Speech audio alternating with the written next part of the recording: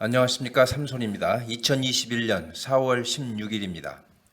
최근 시장 분위기가 사뭇 바뀌었습니다. 2020년 뜨거웠던 시장의 분위기는 다소 사라지고 과열된 분위기도 가라앉은 느낌입니다.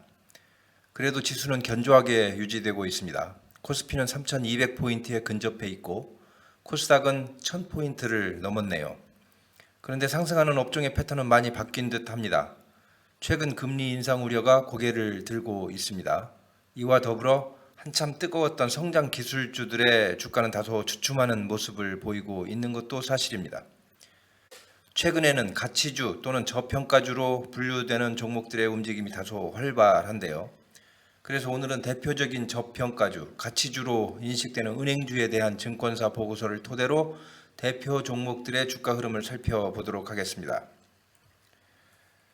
말씀드릴 순서는 은행 업황을 간단히 언급하고 대표적인 금융주 3개의 증권사 보고서의 내용을 검토해 보도록 하겠습니다.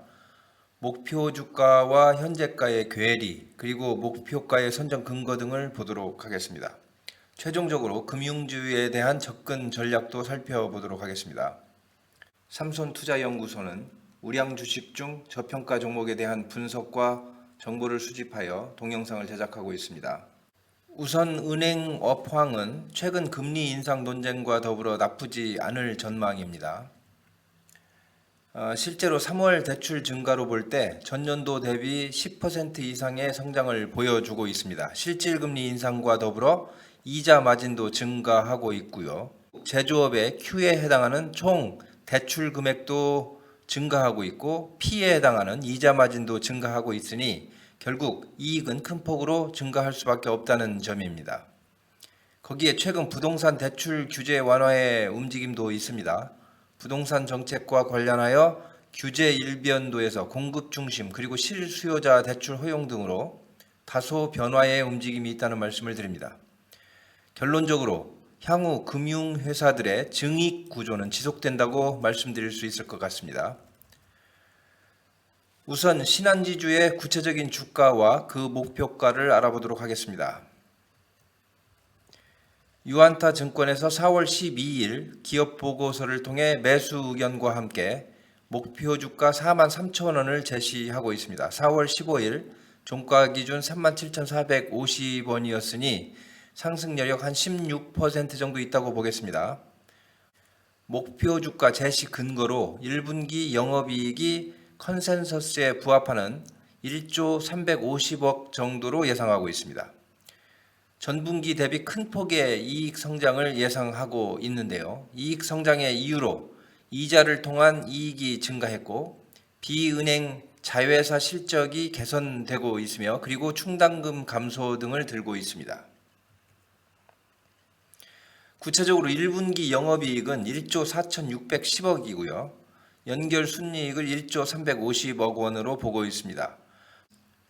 말씀드린 것처럼 NIM이 상승하여 이자 수익이 증가했고 충당금이 감소한 것이 이유라고 말씀드리겠습니다.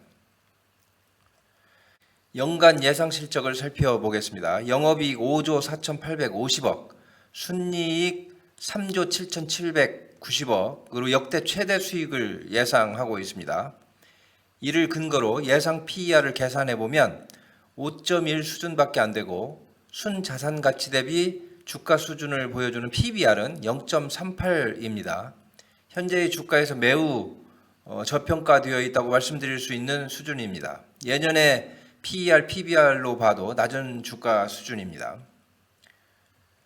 일봉을 보시면 최근 주가의 흐름이 매우 견조하다는 것을 알 수 있습니다. 완연한 상승 추세에 있음을 보실 수 있는데요. 주봉으로 좀 넓게 보겠습니다. 2018년 3월부터 주가입니다. 5월 초 48,450원 수준을 유지하다가 코로나 위기와 함께 급락한 이후 여전히 그 수준을 회복하지 못하고 있다고 볼 수 있습니다. 참고로 2018년 4월 당시 증권사 보고서를 통해 당시 주가와 목표가를 살펴보도록 하겠습니다. 4월 20일 보고서입니다. 당시 주가가 45,400원이었습니다. 앞에서 살펴본 유안타 증권의 목표가 수준과 비슷합니다. 당시 목표가는 62,000원이었습니다. 당시 목표가 설정 근거로 제시한 실적인데요. 분기 순이익을 8,575억, 그리고 연간 수익 예상치를 3조 4,170억으로 잡고 있네요. 현재 2021년 실적과 비교해 볼 때 낮은 금액입니다. 그럼에도 당시 주가와 목표가가 지금의 주가와 목표가보다 훨씬 높다는 점은 지금의 주가가 상대적으로 낮게 평가되고 있다는 점을 이해할 수 있습니다. 당시 코스피는 2,000포인트 수준이었습니다. 다음은 KB금융입니다. 현재가 52,000원 수준에서 목표가 59,000원을 제시하고 있습니다. 목표가 제시 근거로 1분기 이익이 1조 783억 원이 예상되어 컨센서스를 초과할 것으로 본다는 점입니다. 이자 이익 성장, 자회사 실적 개선, 충당금 감소 등 신한금융지주와 같은 이유를 실적 개선의 근거로 삼았습니다. 구체적으로 분기 실적을 보면 영업이익 1조 4,760억, 연결순이익 1조 780억을 제시하고 있습니다.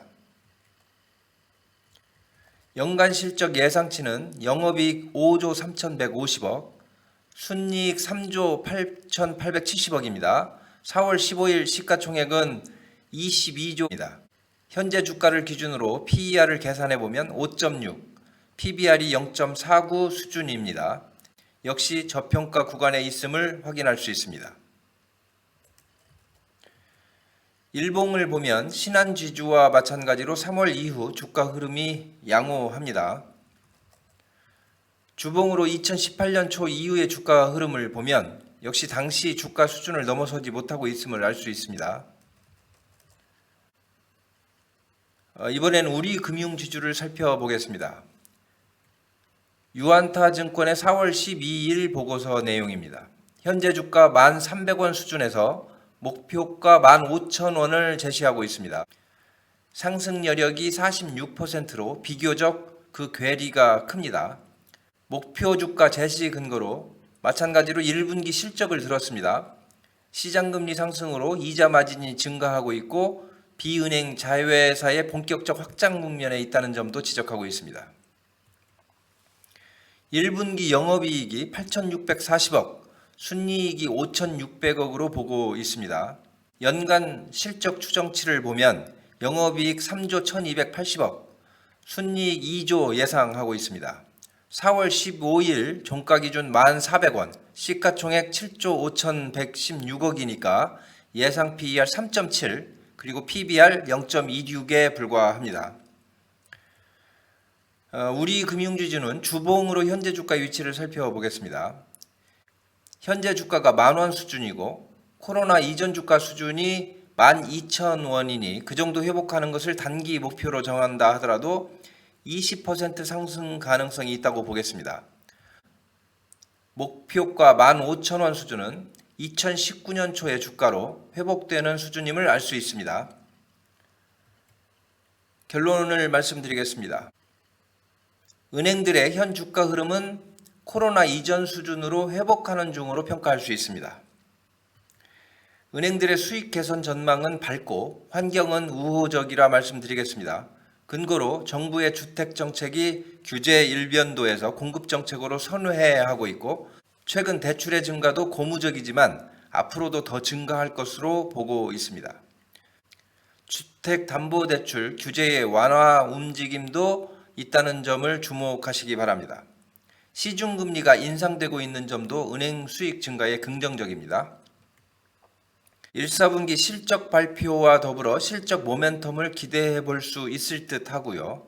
그동안의 저평가 해소 국면에 있다고 말씀드리겠습니다. 장기적으로 말씀을 드리면 은행주는 전반적으로 우상향할 것으로 판단됩니다. 개인적 판단이라는 점 말씀드리며 여러분들의 성공 투자에 참고 의견으로 활용하시기 바랍니다. 구독과 좋아요 다시 한번 부탁드리며 시청해 주심에 감사드립니다. 좋은 하루 맞이하시길 기원합니다. 삼손이었습니다.